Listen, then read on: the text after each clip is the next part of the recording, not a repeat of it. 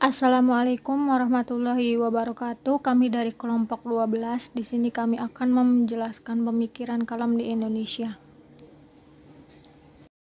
Yang pertama adalah pemikiran kalam dari H.M. Rashidi. H.M. Rashidi atau Haji Muhammad Rashidi lahir di Kota Gede, Yogyakarta pada tanggal 20 Mei tahun 1915 dan wafat pada tanggal 30 Januari 2001. Ia adalah mantan Menteri Agama Indonesia pada Kabinet Syahrir I dan Kabinet Syahrir II.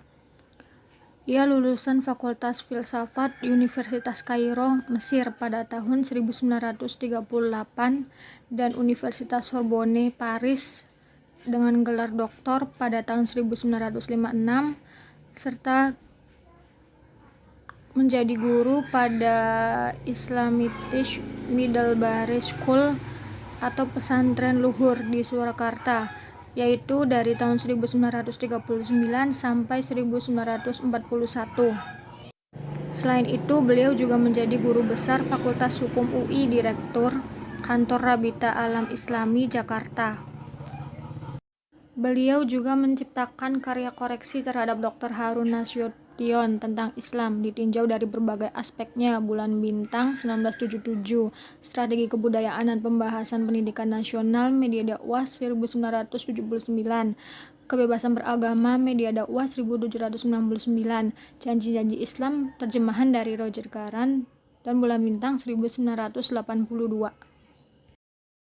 Pokok-pokok pemikiran kalam H.M. Rashidi. Yang pertama, tentang perbedaan ilmu kalam dan teologi.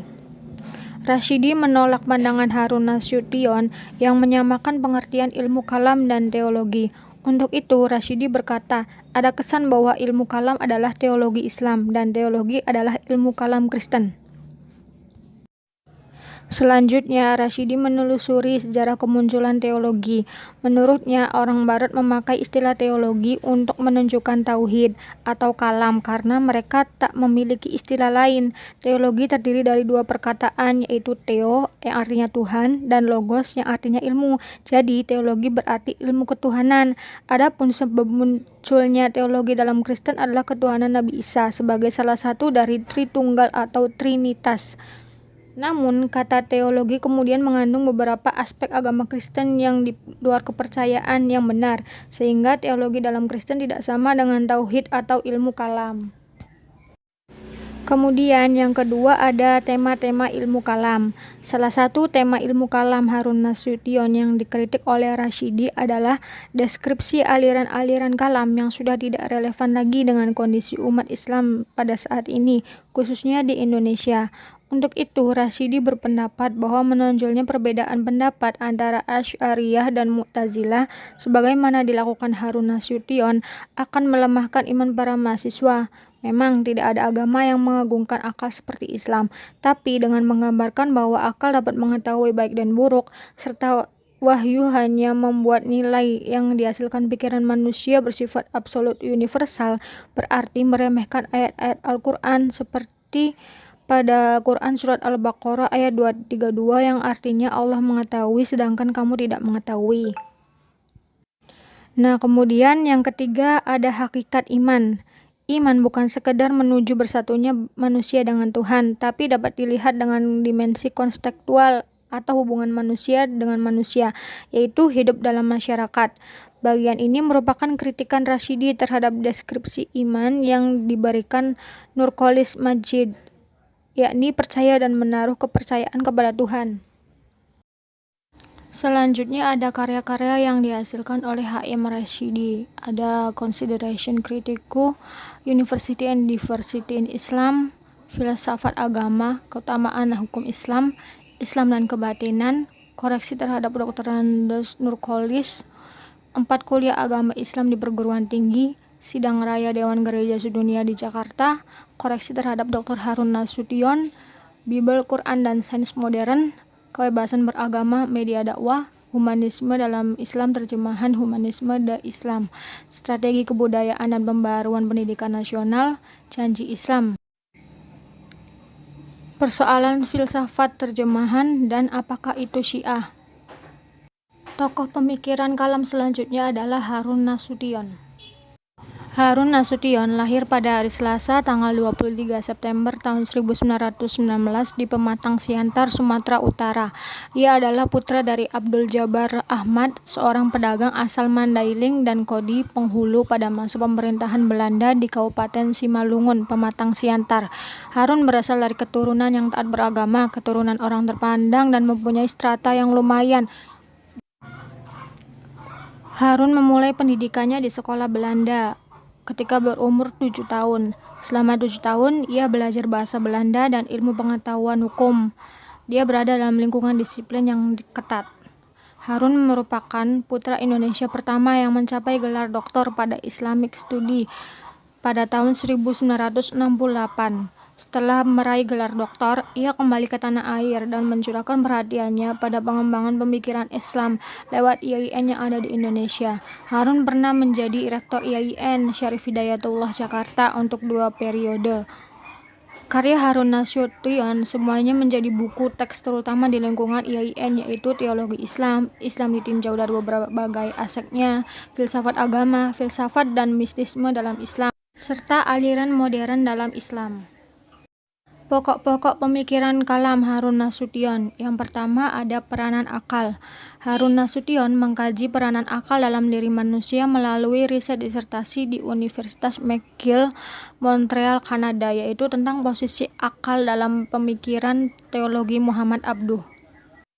Secara garis besar, pemikiran Harun Nasution mengarah kepada pemikiran Mu'tazilah yang menurut kepada peranan akal dalam kehidupan manusia.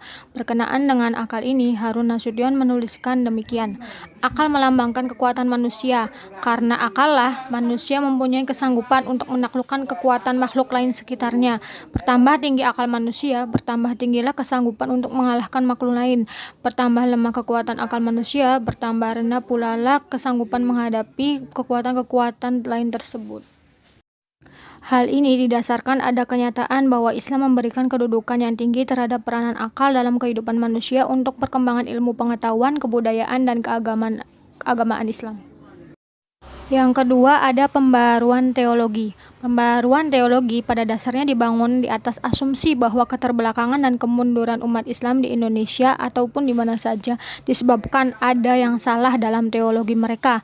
Pandangan ini serupa dengan pandangan kaum modernis pendahulunya seperti Muhammad Abduh, Rashid Ridho, dan lain-lain. Yang ketiga ada hubungan akal dan wahyu. Ia menjelaskan bahwa hubungan wahyu dan akal memang menimbulkan pertanyaan, tetapi keduanya tidak bertentangan. Akal mempunyai kedudukan yang tinggi dalam Al-Quran, dalam pemikiran Islam, baik di bidang filsafat dan ilmu kalam, apalagi di bidang ilmu fikih. Akal tidak pernah membatalkan wahyu. Akal tetap berada di bawah konteks wahyu. Akal digunakan untuk memahami konteks wahyu, bukan untuk menentang wahyu. Nah, selanjutnya ada baik dan buruk menurut pertimbangan akal. Aliran Mu'tazilah menetapkan bahwa baik dan buruk terdapat pada tiap-tiap perbuatan. Misalnya, dusta mengandung keburukan di dalamnya, sedangkan jujur mengandung unsur kebaikan di dalamnya. Kesimpulannya adalah perintah dan larangan, sifat-sifat perbuatan yang dilarang atau diperintah. Akal hanya mengetahui sifat tersebut, bukan menciptakannya. Hanya saja di antara perbuatan itu ada yang segera diketahui baik atau buruknya tanpa pemikiran panjang. Tapi ada juga perbuatan yang diketahui sifat baik atau buruknya sesudah pemikiran panjang. Selanjutnya, karya-karya Harun Nasution. Beberapa buku yang pernah ditulis oleh beliau antara lain Akal dan Wahyu dalam Islam, Filsafat Agama, Islam Rasional, Sejarah Pemikiran dan Gerakan, Islam ditinjau dari berbagai aspeknya, serta Teologi Islam. Tokoh selanjutnya adalah Nurcholish Madjid.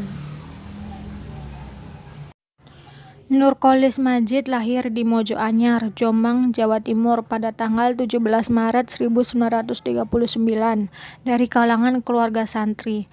Nurcholish memulai pendidikannya dengan belajar di sekolah rakyat dan madrasah ibtidaiyah, kemudian melanjutkan ke pondok modern Gontor. Setelah itu, beliau melanjutkan kuliah di IAIN Syarif Hidayatullah Fakultas Adab. Setelah meraih gelar sarjana, beliau melanjutkan studi ke Universitas Chicago sampai meraih gelar doktor kalam di bidang pemikiran Islam. Nurcholish Madjid yang akrab dipanggil Cak Nur pada masa mudanya dipercaya menjadi ketua umum organisasi mahasiswa sampai 2 periode. Cak Nur pernah menjadi Presiden Persatuan Mahasiswa Islam Asia Tenggara. Dikarenakan pidatonya pada tanggal 2 Januari 1970 dengan judul makalah Keharusan Pembaruan Pemikiran Islam dan Masalah Integrasi Umat, dinyatakan sebagai momentum pembaruan pemikiran Islam di Indonesia. Selanjutnya, pokok-pokok pemikiran kalam Nurcholish Madjid. Yang pertama, keislaman, keindonesiaan, dan kemodernan. Pemikiran Cak Nur identik dengan keislaman, keindonesiaan, dan kemodernan. Bahkan beliau merupakan tokoh yang pertama kali mengungkapkan hal tersebut.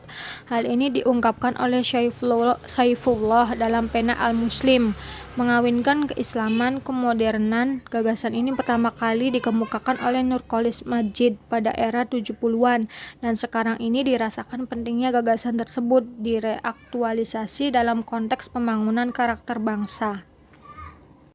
Yang kedua, ada sekularisasi Islam. Pada tanggal 2 Januari 1970, Nurcholish Madjid menyampaikan pidato pada pertemuan gabungan 4 organisasi Islam, yaitu Himpunan Mahasiswa Islam, Pelajar Islam Indonesia, Gerakan Pemuda Islam Indonesia, dan Persatuan Sarjana Muslim Indonesia. Dalam makalahnya yang berjudul Keharusan Pembaruan Pemikiran dalam Islam dan Masalah Integrasi Umat, ia mengajukan pengamatan yang terus terang bahwa kaum muslim Indonesia mengalami kemandekan dalam pemikiran keagamaan dan telah kehilangan kekuatan daya gebrak psikologis dalam perjuangan mereka. Nah, selanjutnya adalah universalisme Islam. Penekanan Nurcholish Madjid pada Islam yang bersifat rahmatan lil alamin merupakan kunci dari pemikirannya. Dengan penekanan ini, Nurcholish ingin membebaskan pengertian Islam dari penjara-penjara partikularisme. Mengenai konsep universalisme Islam, Cak Nur mencurahkan pemikirannya secara mendalam dalam buku berjudul Islam Universal. Selanjutnya ada karya-karya Cak Nur dalam bahasa Indonesia, seperti buku berjudul Khazanah Intelektual Islam, buku Islam Kemodernan dan Keindonesiaan, buku Islam Doktrin dan Peradaban, buku Islam Kerakyatan dan Keindonesiaan, buku Islam Agama Kemanusiaan, Membangun Tradisi dan Visi Baru Islam Indonesia, buku Islam Agama Peradaban, buku Tradisi Islam, Peran dan Fungsinya dalam Pembangunan di Indonesia, buku berjudul Masyarakat Religius, buku berjudul Bilik-Bilik Pesantren, buku berjudul Dialog Keterbukaan, dan buku berjudul Cita-Cita Politik, serta buku berjudul Islam Universal. Selain itu, ada juga karya-karya Cak Nur dalam bahasa Inggris. Yang pertama ada The Issue of Modernization Among Muslim in Indonesia.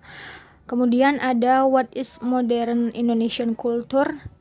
Dan yang terakhir ada Islam in Indonesia, Challenge and Opportunities. Nah, itu dia penjelasan dari kami mengenai pemikiran Islam di Indonesia. Kurang lebihnya mohon maaf. Wassalamualaikum warahmatullahi wabarakatuh.